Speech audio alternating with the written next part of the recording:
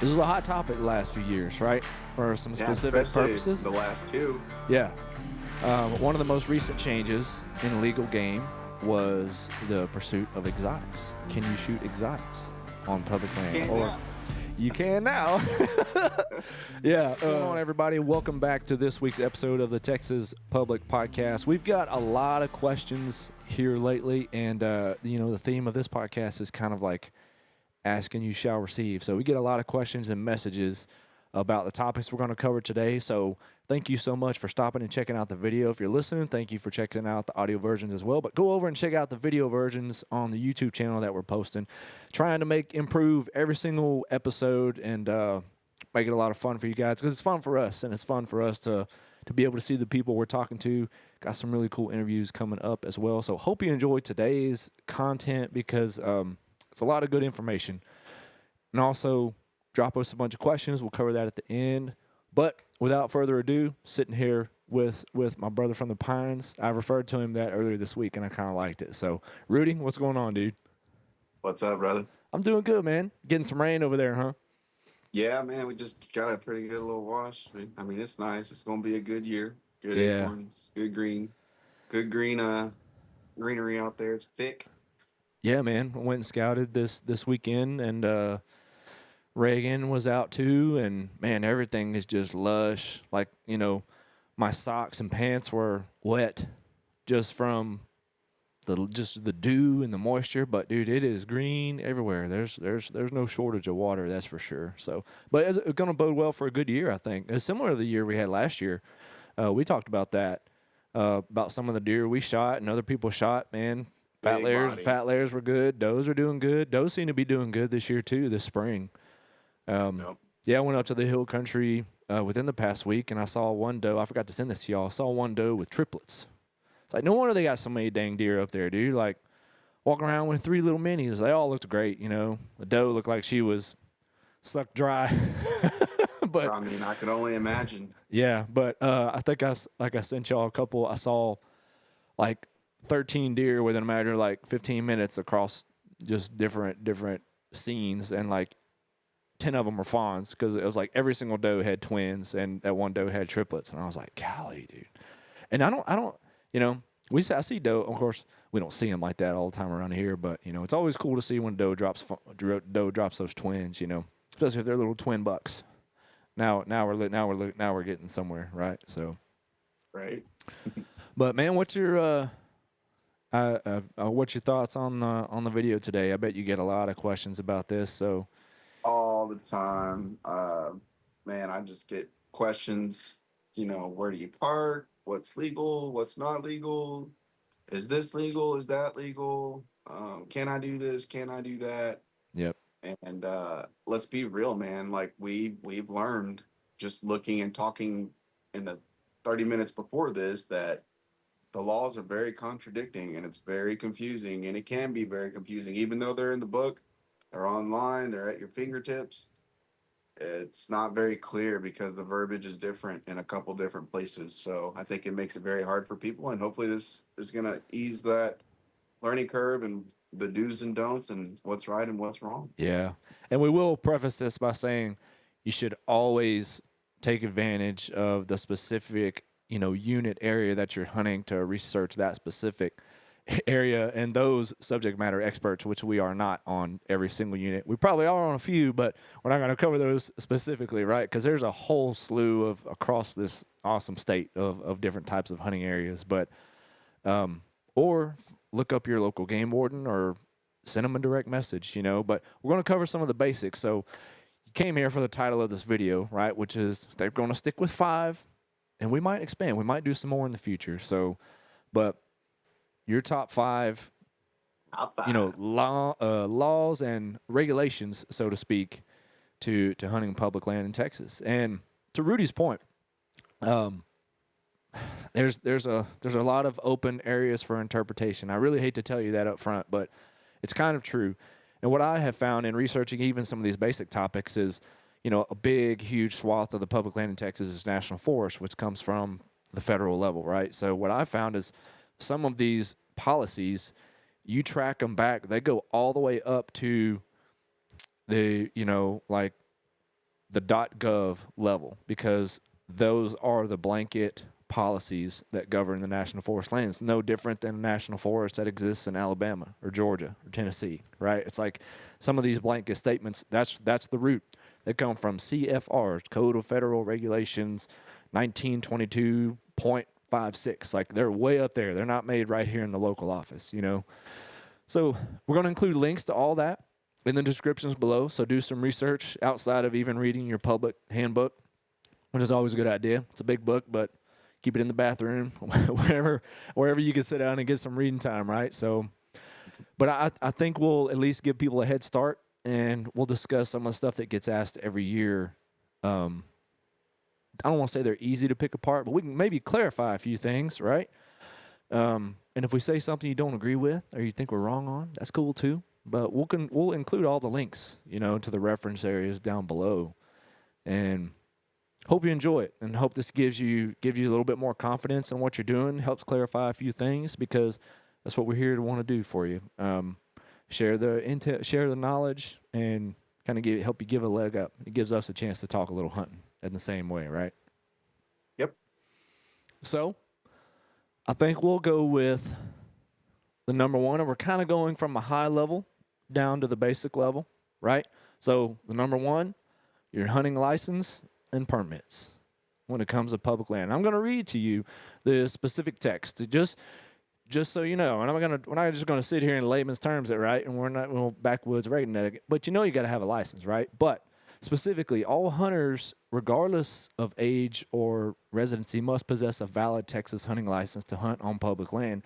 This is in addition to any other required permits or endorsements for that unit specifically, right? So what does that mean for you? What does it mean for us most of the time? Most of the time it means the APH is the primary permit for accessing most public hunting lands in Texas. Costs $48, can be purchased online or licensed retailers, Walmart, wherever you get your license, you can probably get that. It grants access to a variety of public lands, including wildlife management areas and leased private lands. Little tip for you in there. Those do exist. Hard to find, right? But they are in there. And if you're going to use the APH, you must have a valid hunting license. And youth hunters under 17 can hunt under the supervision of a permitted adult without needing their own APH. So that clarifies that a little bit. And of course, Texas also has its own laws around your hunter safety course and things like that. But that kind of covers that in a nutshell, right? Yep. You know, any thoughts on that, or any tips? Understanding that you don't always need an APH to hunt all of the woods, right? So type 2 permit, aka annual public hunting permit, is required on all forests, national forests, Right. and I believe if it's a Texas state land. Now there is one or two situations where you don't need APH, you just need a standard hunting license. So, and it'll tell you in the box what permits, you know, in your public hunting book when you get it, or you can go online, Texas Parks and Wildlife Department.com, and actually just go in there and look for the updated year public hunting book. And not only is it going to have a map of the unit, there's going to be a logo box in there, usually in one of the corners. And it's going to have, that's what I call the legend. And it's going to tell you, you know, where the camp is, what the rules are as far as what you can shoot, you know, and what permits you'll need. Yeah, no, that's a good point. You know, I hate to say this, but like when I was looking for like PDF versions of the public handbook, wasn't that great. You think they would just publish it along with the hard copy version every year, but and somebody takes so long to get it. Dude, somebody out there can correct me if I'm wrong, but which is highly possible. But like the most recent PDF version, and I like those because they're searchable. When you're looking at a PDF version of the public handbook, you can do like Control F, and it'll pop up a search bar. And then you can search the entire electronic handbook of a specific topic, right? You can just type in a specific area name or license or legal game, and it'll pop up everywhere you capture it on that. And it's a good way to high speed check those PDF copies of your handbook. But I don't think the most recent one was in there for like the last 2 years. Now, that's not to say they haven't. Yeah, and that's not to say they haven't. It's changed a whole lot, but they usually do change something every year, and they are good about sending out a message. Usually, when the emails start flying about when the new books are going to be published, your game pamphlets and stuff like that, and that's like notable changes. We can pop that up on the video right here. Even I was looking at it earlier. Nothing major, but they do a fairly decent job about that. But electronic versions, you got to step it up, in my opinion. So, but we could go on about that. To your point, bro, it's like we talked about this today. Army Corps of Engineer Land, WMAs, special hunting units, draw hunts. We're not really including those in this, right? Those are You got to know what you got to have, and also, if you're gonna be on a deer lease and happen to maybe want to go public land shoot some birds, got to have an annual public hunting permit to get out there and shoot those birds. Yep. And So, you and I were also we'll mention this one, the LPU, the limited public use permit, allows allows for recreation, camping, bird watching.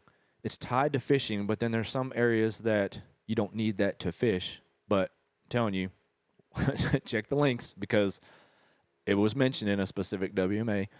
But if you only have the LPU, don't mistake the LPU for the APH because that is no firearms, no hunting, period. Yeah. And you're gonna get cited. Yeah. And they may take your gun. Yep. No wild hogs, bullfrogs, squirrels, whatever. No, that does not cover you for hunting. That LPU. So that's a good one because I don't ever worry about that. But somebody who's new, maybe they just moved to the state and they go out, they're like, well, I get the limited use, that's what I heard, and they just mistake it, and they just make an honest mistake, and then they're walking around with that permit all season until they get checked, and it's like, sorry, son, you're not legal, right? And lesson learned, right? We've had a few of those. Hard lesson learned.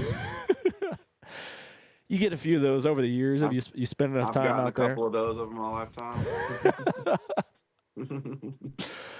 Oh, all right. So, license and permits, blanket statement, check the links, check your area. We'll move forward to legal game. This was a hot topic the last few years, right? For some specific purposes. The last two. Yeah. One of the most recent changes in legal game was the pursuit of exotics. Can you shoot exotics on public land? You can now. Yeah. As of the time that they updated those regulations, because legal game included what was listed, right? And if it was not listed, and the little box I was in the legend, about. We'll pop a screenshot up there of what I have an example right in front of me. We'll pop that in the screen of an example of one of these just quick OSR legends that really covers like the rundown. You get 90% of your unit information from these legends about what's legal and means and all that kind of cool stuff. Yep. And to your point, always questions about exotics because you can pretty much private land. You can shoot exotics with pretty much anytime you want all year. That one almost deserves its own podcast because that story behind it all.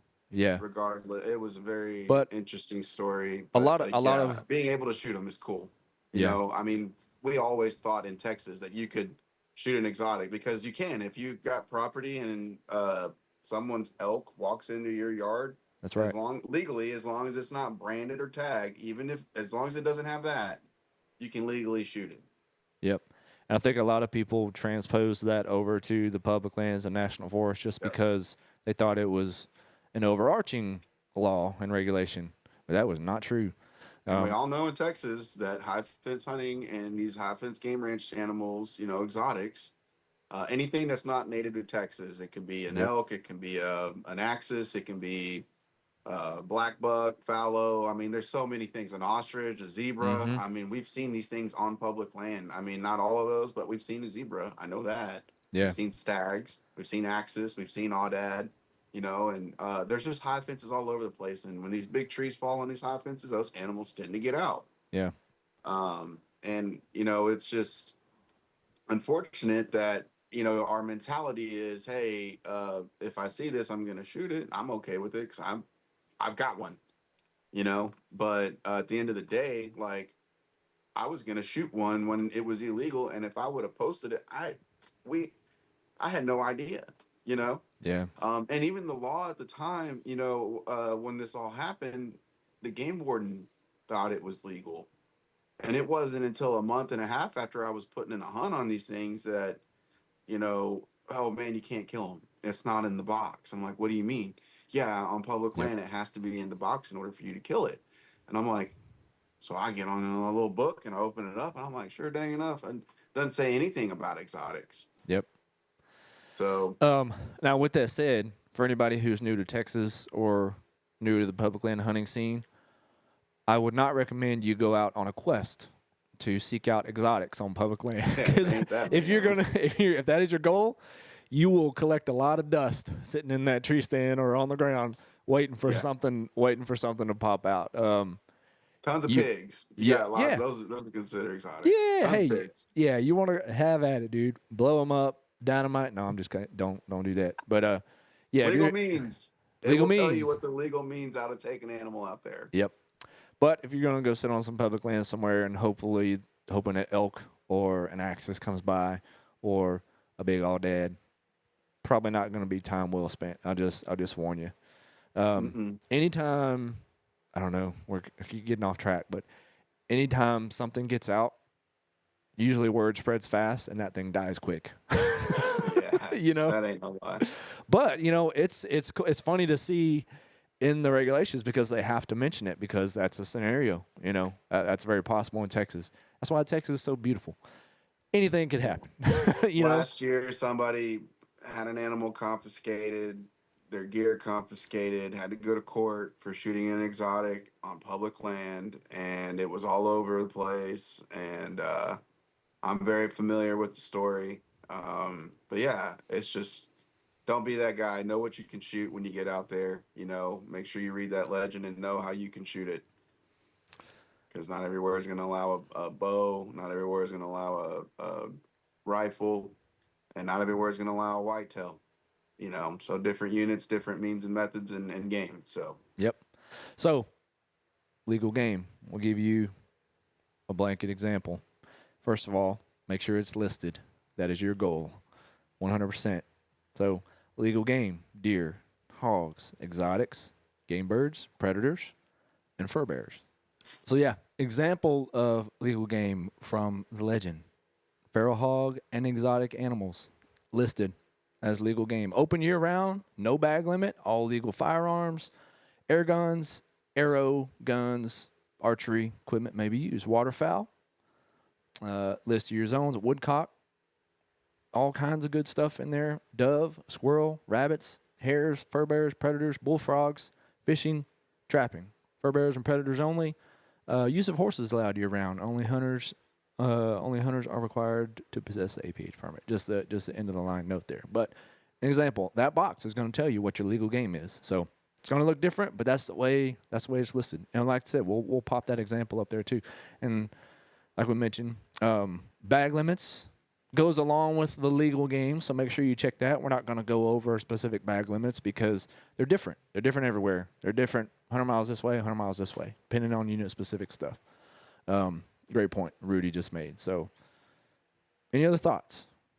Yeah, just make sure, when you read that, pay attention to the verbiage word for word, because if you do catch yourself in trouble and it says all legal firearms, and well, what's the legal firearms for that unit? Is it bow only? Is it bow and rifle? Is it rifle only? Because if you think that you're allowed to go in there with the rifle and it's a bow only, well, I thought, well, sir, it says by legal. It's that little word that he said in there, you know. Yeah, no, that's a good point too, because a lot of people, they also, you might want to walk and hunt with a shotgun. Well, they got rules around that too, about the type of ammunition you got to use, about your number size, Again, plenty of rabbit holes and opportunities to go down. The point is, lots of places for you to have a misstep. right? Just make sure you have the answers to those questions and don't assume, right? Don't assume all firearms means you can just, take an elephant gun out there and start blasting stuff, or take a BB gun out there and try to shoot a deer with it, because there's minimum requirements too, right? To your point, right? But there you go. Legal game. That is high on your list as far as the verification process. So, next topic, boundaries. Right? Yeah, boundaries. And when that comes to where you're going to hunt within that unit property line and what you're allowed to do within those boundaries. This one gets asked like, dude. That's probably my number one asked question a Yeah. season, honestly. Yeah. Boundaries and where can I park? Yep. So, with that said, I will read a quote. So, when it comes to boundaries, we're going to cover two of the specifics that'll pretty much cover you and what you need to know. Going to read it specifically, word for word. Discharging a firearm, including a bow and arrow, is prohibited within 150 yards of a developed recreation site, a residence, or any place where people are likely to be. Kind of, what are the questions that come out of that? Well, what about where people are likely to be? Recreation site, residence, or any place where people are likely to be. Is that a trail? Is that the So like the hiking trail? any major high occupancy trails, so like hiking trails, motorized vehicle trails, like the dirt bike and the four-wheeler trails out there.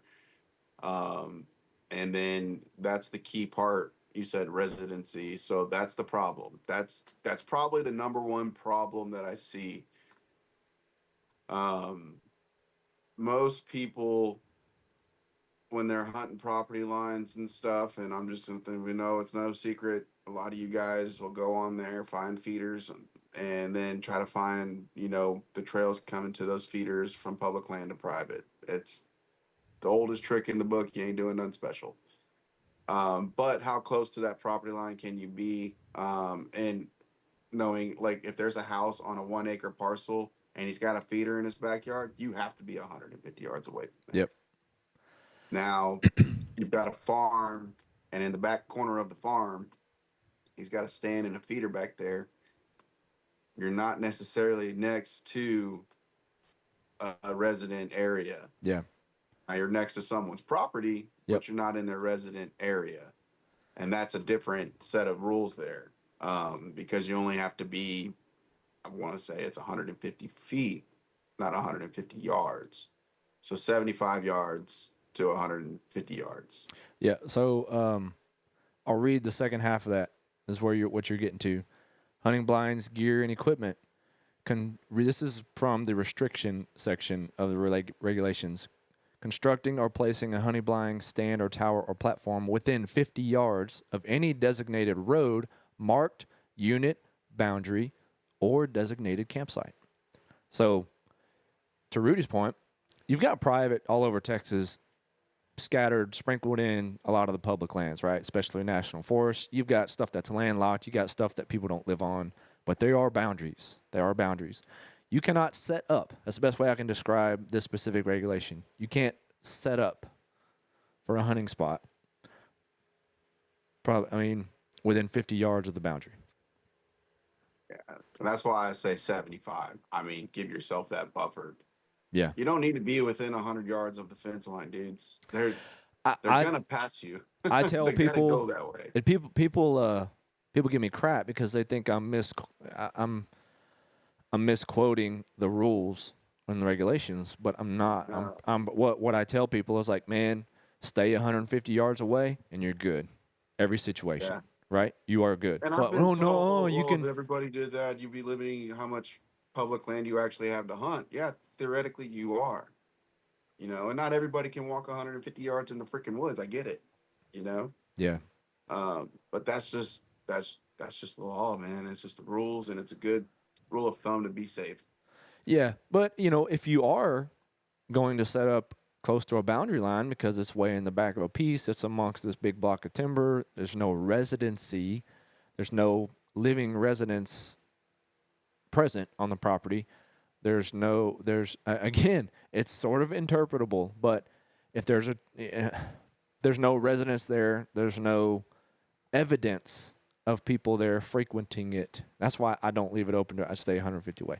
Well, no, if that's the case, I can set up 50 yards within that. Yes, you can. But just remember what the rules say. And when they talk about a developed recreation site, a residence, or any place where people are likely to be. When I see a private property, I'm like, hey, people are likely to be on that private property at any time. I don't know. You may show up out there, and that's the one time that they decide to go out on their undeveloped private property that they bought last year and camp. Yep. And they're out there camping with their kids. They're out there tent camping, building fire, shooting BB guns, whatever. That's their little getaway spot, right? Yeah, I'm with you on that. And I guess to highlight that a little bit is just knowing no hunt zones, because there are no hunt zones, and they Safety are zones. marked, usually in your maps in the books, which are hard to find and get. But there is areas marked no hunting, or there may be a bow hunting only, and you have to be within a certain distance of that too. Yep. No, that's a good point. Now, it doesn't mean you can't access in and around those boundaries. That doesn't have to do with walking within 50 yards. Yep, or walking within 150 yards. You can certainly do that. Just to clarify that, just in case, right? Mm-hmm. Cool. Good with that? Good with that one. Like it. All right. Parking. Get a lot of questions on these, right? And this is a question for any place you go, especially even out of state. These are the kind of questions you need to ask if you're going to go anywhere, because this is a big one, and it's different from state to state. But we're in Texas.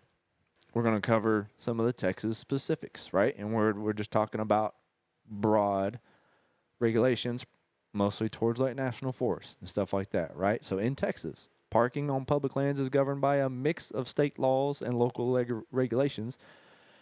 Generally, this is a quote, you must park within designated parking spaces, avoid obstructing traffic or pedestrian walkways, and adhere to any posted signs or markings. Specific regulations may be required by a location such as a state park, public hunting lands, or city-owned properties. So let's break that down. Designated area. What is that? Park only in areas specifically designated for parking. Obstructions. Avoid parking in a manner that blocks driveways, fire hydrants, sidewalks, crosswalks, or loading zones. I'll throw in the gates. Yeah. You cannot obstruct the gates. Private or public. Correct. You most of us are. I do a lot of side road parking. So as long as you're not obstructing the roadway or obstructing traffic or pedestrian park, you're allowed to pull off the road and park and walk in, but you better have all four tires off the road. Yeah. That's what that means to me. You cannot impede traffic. If somebody has to go out and go around, you're illegally parked. Yep. Right? If they have to drift over a little bit. So usually if I'm ever going to pull off the side of the road, I'm like at least one car width, like way off. Now, I think the state needs to do better with this, man, because there's a lot of areas where you cannot not park in front of the gate because there's really no side of the road because it's a ditch or something like that. Yeah. I think the state needs to do something better or do something better. You're stating facts. I'm stating opinions. Yeah. No, I mean, some areas there is nowhere to park. I've hunted areas where there's a mile stretch where there's nowhere to park. So I had to go all the way back to the closest parking spot, and it was a Y in the road where it was like, I considered this not impeding traffic. There was a Y. And you always got that space within kind of the dip of the Y where it's usually pretty big, right? So I pulled all the way up in the Y, like as far as I could, got the front part of the car up in the bush and tree and let my butt stick out, but way out of the lane of traffic. And then I jumped on my bike and rode down that single lane road, or they're usually single lane roads even, or there's no shoulder, and went in my spot because I couldn't park on that road without blocking other people, other traffic, right? So, Yeah, that's pretty much where you land on that one. Now, one of the other specifics is marked spaces. Park entirely within the boundaries of the marked parking space. So if you are in a designated parking area, and maybe there's timber logs, landscape logs, whatever, rope, chain, don't pull around the side of it, right? Don't, I'm in the designated park. Nope, you are not. Stay within the dirt. Stay on the plowed dirt. Just don't chance it. If it's just a little pull off, sometimes you just have little pull offs for a lot of people on bird watch and all that kind of stuff. They're just like little horseshoes. Don't pull off in the trees. Don't pull through the horseshoe, then pull off in the tree. Stay right there, right? Probably doesn't count for blocking traffic in like those little pull offs, but make sure people can pull through. That's high lines, dude. It's everything. There's a gate in front of everything. Yep. Those guys have to be able to shoot down those pipelines and high lines in case there's a fire or an emergency as fast as possible. And if you're blocking those gates, farmers, private land, those guys use those gates to get tractors in and out to cut hay fields. I've got a personal friend that's always posting on the social media pages like, guys, don't care if you're hunting back here. Please quit parking in front of our gates. We can't get our 40-foot trailers in and out of here with our tractors on them to cut the hay fields. It's just an ongoing problem, and if it keeps on happening and the state's got to say something about it, we're going to keep losing public land to hunt, and access to it to hunt. Yeah. And that's the last thing we want. So just pay attention to those things. Yeah, and be mindful of the residents. They live out here every day. You come to visit once a month, once a week. Yeah. Don't park their access on their private roads. If they have to go around you, you can't park there, And like to Rudy's point, we have a ton of utility oil and gas companies that have access in a lot of these properties. We have oil fields. We've got right-of-ways. So you've got companies that are coming in and out of there all the time. And when you look at those gates, some of these locked gates, you'll see like 10 different locks on there. That's because you've got all of these commercial entities that have access to that property. And when they pull up to that gate, they better dang sure be able to get in it, or your stuff will be moved for you. They have to be able to get in and out of there, and also, great point. I heard this recently. When you pull up to a gate, and that gate is open, doesn't mean drive through it. Here's my advice: gates open, don't drive through it. Get out and walk, or check. Unless you are sure, do not drive in there, because those gates are supposed to stay closed. You can check the locks. There might be a lock that's cut. Don't drive in it. Don't assume you're allowed to drive in that unit just because the gate's left open. I'll just say that much. Would you agree? I 100% agree. Yeah. It'll be tempting. It'll shorten your scout. Oh, yeah. It'll shorten your hunting or your scout. 7-mile walk. Yeah, because I heard that recently. I thought that was a great tip. When you pull up to a gate and it's left open, don't assume you can drive your vehicle in there, because to me, a lot of the time, and we won't cover this, and this might be in a different video, MVUM type roads, right? We'll talk about that on a different day. When you are allowed to take certain types of motorized vehicles, certain widths down some of these roads, different video. So much time in the day. Again, a lot of different rabbit holes, right? All right. Any other thoughts around that? Parking, big question. We all deal with it. Every time you go out, you got to park somewhere, right? That's it. Don't be afraid to park. Just don't obstruct traffic flow. That's it. Yeah, and don't block gates. Pretty simple. And most people, what hurts them is they want to do the right thing, so they err on the side of, man, I can't park anywhere. Like, there's no designated parking area. I don't have anywhere to park. This is 4 or 5 mile stretch of road, and I can't park. I don't have a bike. I can't walk that far. I don't have enough time, right? I have never, very, very rarely, have I ran into an area that I couldn't find a place to park and access it within a few hundred yards, right? Yeah, 100%. Now, if conditions suck, if it's muddy, all that, yeah, I don't know. There's a lot of places you can get stuck on side. A lot of places you can get stuck. That. Don't rut a lot of stuff up. Yeah. Don't tear up the land. Yep. All right. Moving on. Next topic. Again, we're bringing this down to the narrow nitty gritty. Blaze Ornge. Topic comes up every year. Topic comes up about how much coverage, pattern coverage versus non-pattern coverage, hat versus not. You know, can I wear my backpack over it? All this and that. I get it. We all have the same types of questions at some point, right? So we'll include all the links once again down below, but we're going to read you the blanket regulation and statement, which is all persons on public lands, state national forests, and grasslands during daylight hours when hunting with firearms is permitted must wear at least 400 square inches excuse me, of hunter orange material with orange headgear and at least 144 square inches appearing on both chest and back. What's your thoughts? Well, basically, they're saying wear a vest big enough that shows underneath your backpack and your gear. You know, so if I'm basically wearing a backpack, I need to be able to see your orange in order to call it legal. Yeah. And your hat needs to be orange too. You need to have an orange hat and an orange vest. Yep. I mean, that's pretty black and white, and it needs to be on at all times in daylight hours. Now, that's where it gets kind of funny because if you get caught out there in the dark on the side of their coming out, it says in daylight. It It does. doesn't say you have to have it on at dark when you walk out. Yeah. So, or when you walk in, but it better be on when that daylight comes up and you're in that tree. Yep. And then again, specific to the unit you're hunting, where firearms are allowed.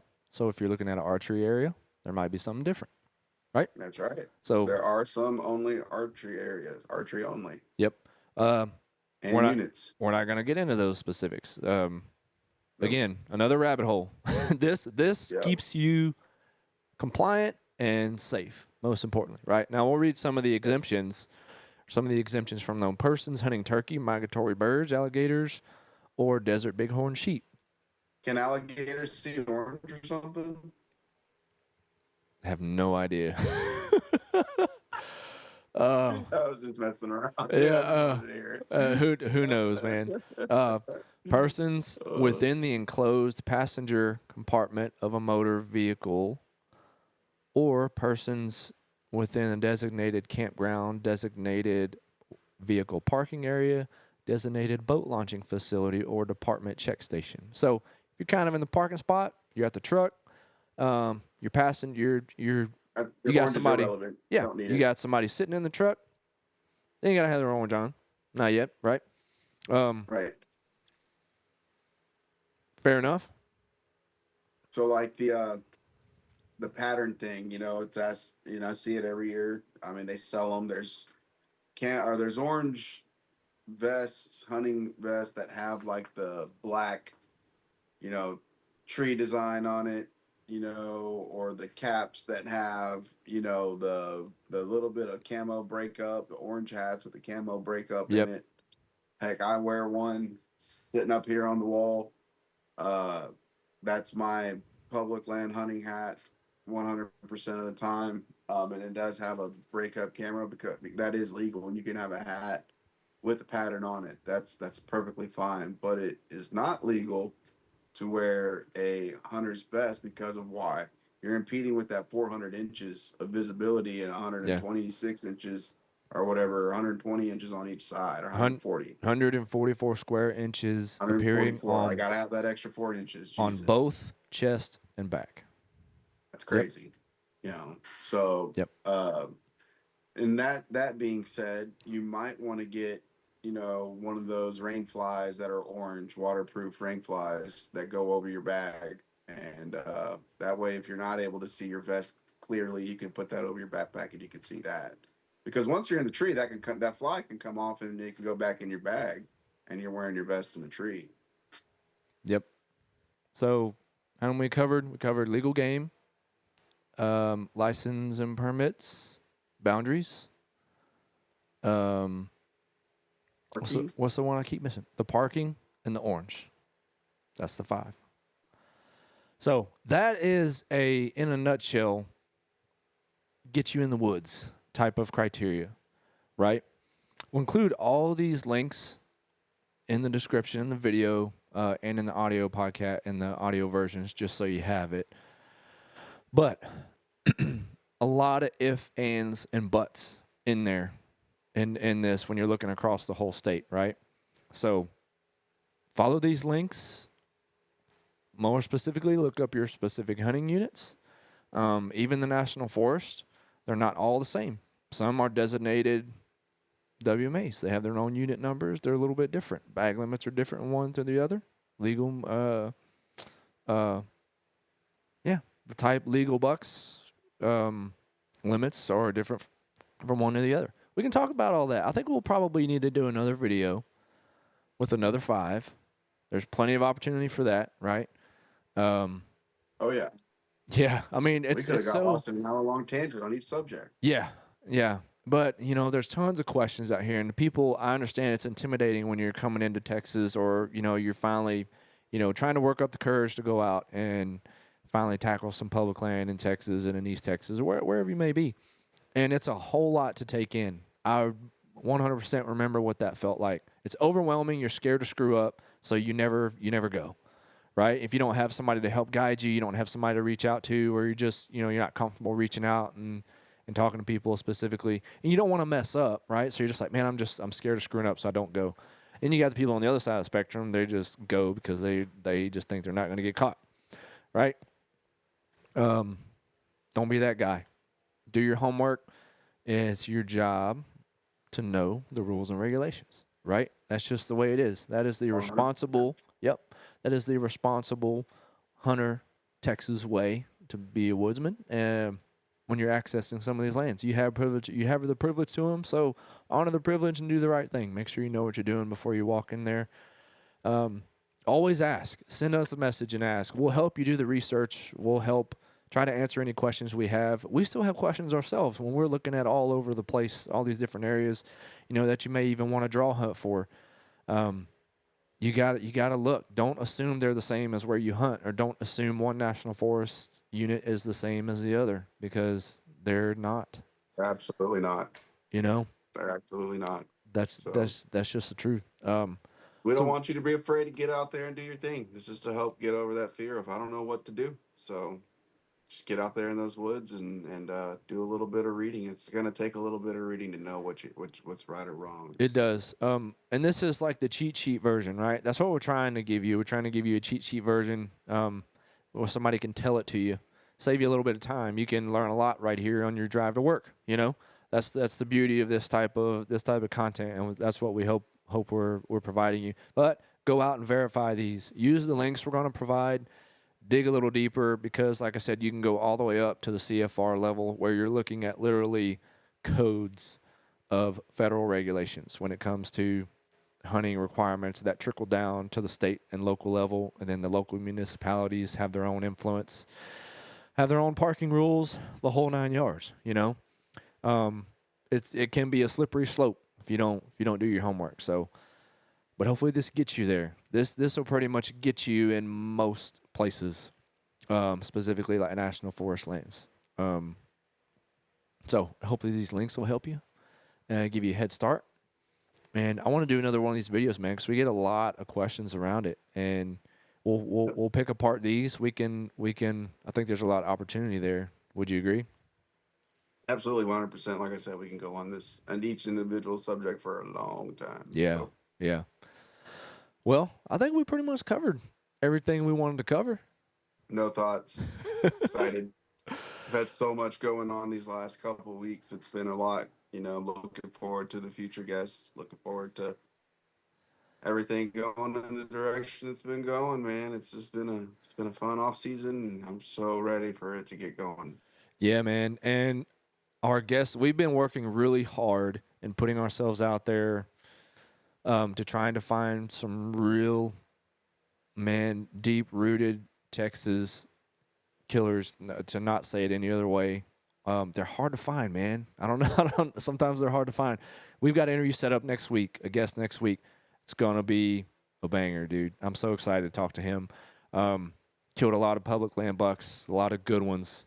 And we're going to try to go do that in person. And we're going to get all kinds of cool footage. It's going to be an awesome interview, something you've never seen before in our space for Texas. And then also we've got another one that's even bigger in a different way lined up. A real legend. Oh, Let's just man. put it that way. Yeah, he is a legend on the national level. And he's been super nice and cordial and agreed to hook up with us. Offered to take him to breakfast, get him some coffee, whatever it took, man. And he's just been super nice. He's going to give us a shot, so we want to do it right. We want to respect the time, and cannot wait to bring that interview to you guys. Those and a bunch of other ones that are in the works, but. Man, it's starting to get rolling, and it's so exciting, and it's so cool to talk to these people because we're learning a lot. We don't do this because we are the SMEs of the space. We do this because we continuously want to learn, get better, stay fresh in the mind. I mean, I don't know, man. You just can't turn it off. And when you can't turn it off, you end up doing stuff like this. You basically manifest destiny out here when you stay involved with stuff like this all the time, and you just stay focused and passionate about it. And then I'm just excited, honestly, to see all walks of hunting, Texas hunting in general, from every side of the fence, from travel hunters who do the Texas thing, but traveled the world and have some serious accomplishments in their life. And, I don't think if it wasn't for some of these people, the hunting as we see it today wouldn't be it. You know what I mean? I looked up to some of these guys, on TV when I was a kid. And Yeah. when you can only see hunting on TV on Saturdays, Yep. when you woke up early in the morning and it was a fishing show, a hunting show, and then that was it. Yeah. So I remember that. Yeah, I'm actually kind of nervous because talking to this one specific gentleman coming up is going to be like, we're probably going to be a little starstruck, maybe, right? Yeah. So like kids in a candy shop. For sure. Yeah, we're going to try to pull it together, be as professional as we possibly can, as possible as our East Texas roots will allow us to be, and make the best of it, man. I'm super excited. It's going to be so cool. Another big announcement that you guys are already sort of aware of, and we wanted to do it on this video because I feel like this is going to help a lot of people, and it's the opportunity for us to let everybody know. As of post this video, sometime soon after this video and this podcast comes out, we will be completely transforming our history, our title, our logo, and our direction to Team Texas Wild. There's probably no big secret to a lot of you guys that are following us, on the regular, which we absolutely love and appreciate. But we're going to be changing things, and I know I've mentioned that before, but we're talking about, like, officially you won't be able to find anything else except Team Texas Wild, and it's received a lot of love lately, which we appreciate, and we just, like, man, our hearts are beating out of our chests. With just thankful that we have the guys coming in that we have, and that the opportunity to push this forward, and it really motivates us. So we really appreciate that. I really appreciate you, man, being on this journey with me. Like, I can't tell you that enough. I'll probably tell you that every other day. Man, it's been so fun. Yeah. You keep thanking me, and I'm just like, man, I've met a brother from another mother and another passion that I have so much. So Yeah. you don't got to thank me, man. I'm thankful to you for letting me be a part of your journey. Yeah, so and it's exciting. It's only getting better, man, and it's so fun. Going to the Mobile Hunter Expo in several weeks. Gonna do some videography stuff around there and talk to a lot of guys. Hopefully somebody else from Texas might go. I know it's a long trip, but I will be repping Team Texas when I do go up there. Ain't no two ways about that. So, and I'm like 6'6" almost, so hopefully I'll stand out and everybody will see. You can't miss him. Yeah. Can't miss him. I mean, seriously, he's 7 foot tall. Yeah. So we'll be repping the space, when I go up there. So I'm looking forward to that. So yeah, I'm excited about that one, man. So I can't wait to flip everything. I got a little something to drop too. Oh man. Oh God. I didn't tell you. All right. Well, what are we doing? What is that? What do you? All right. So I got a text message. I just wanted to tell Mr. Rick, get out of my fishing hole. Happy birthday, man. You're in my spot. I love you, dude. But also, I got a text from Rick, and it is on for the hunters meet and greet, where we just sit down, bring our gear, we talk Oh, tactics, we let's meet go. hunters. This will be year 2 in a row, and it'll be at a new location. Okay. But we got the green light, and we just got to line it up. So, Sweet, dude. Add something else to the calendar. I told you we're going to have a team calendar because it's just, got to get it going. that's going to be Starting to fun, fill up man. pretty quick, and yeah, I'm excited for it. And I know you got a lot going on, so hopefully we can get it lined up, squeezed in just in time. Yeah. We're busy. Season's about to get really busy. We're already getting busy. So Yeah. calendar's filling quick. I mean, now that we're, taking on the time and effort to do, try to chase down some of these interviews and talk to people, that's a big task. It takes up a lot of time. So, which we love it, but there's only so many hours in the day, including night, which we do a lot of that, late nights. We have some late nights, that's for sure. Yeah, but oh, dude, I'm fired up now, man. That's cool. I get to, you get to see all the faces that you don't get to see very often, and yeah, I mean, that's cool. We'll talk about that after for sure. All right, so you heard it here first. The hunters meet and greet for our areas on. We'll do what we always do. We'll create a little poster for it. We'll put it out there when we find a date. So probably coming I'm up. just trying to figure out if Lynn's gonna bring that food again, man. Oh man, I know. Oh yeah, if you missed that, if you missed it last year, which we had a good little crowd last year. We ate good. We sat there for, I don't know, 2.5, 3 hours at least. Yeah, Was just it talking hunting? Yeah. I think there were some new kindled friendships, and we gave away a little bit of stuff and got to show off our hunting gear. And Yeah. yeah, man. Yeah, specifically, I remember meeting Rich, who makes knives, and he puts, that dude is an artist in himself. Puts a lot of his stuff on Instagram and makes a lot of like turkey spur knives and stuff. Man, yeah, They're really cool. Dude's got a lot of talent. So yeah, just met him. Didn't even know he lived in the area. So shout out to Rich. But all right, bro. I think I'm good to go. And Until next time, we'll wrap this thing up. So appreciate everybody checking out the podcast. Thanks for checking out the video version. Hope this content helps you coming into the early season, because right now is when you need to be asking these questions, doing your research. You don't want to wait till the last minute, and we figured this would be the proper time to start answering some of these questions.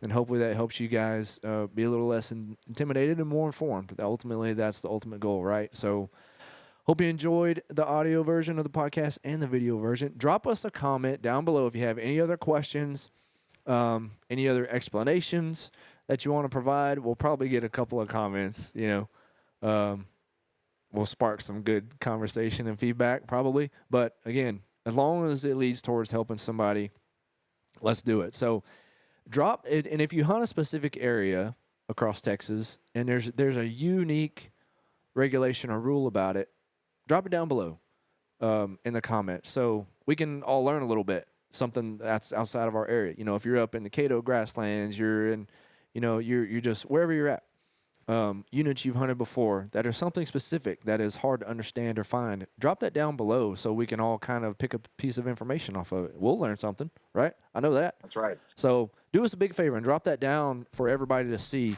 and we'll talk about it and we'll learn something. So once again, can't say it enough. Thanks for stopping by and checking out the podcast, checking out the video. More to come. Big interview next week. Busy couple of weeks. But it's going to be awesome. Can't wait for that one. So without further ado, any other comments? You good? Rudy's always good. He's just so easy, man. Easy going. All right. Thanks, everybody. Thanks for checking out the video, and we will catch you on the next one.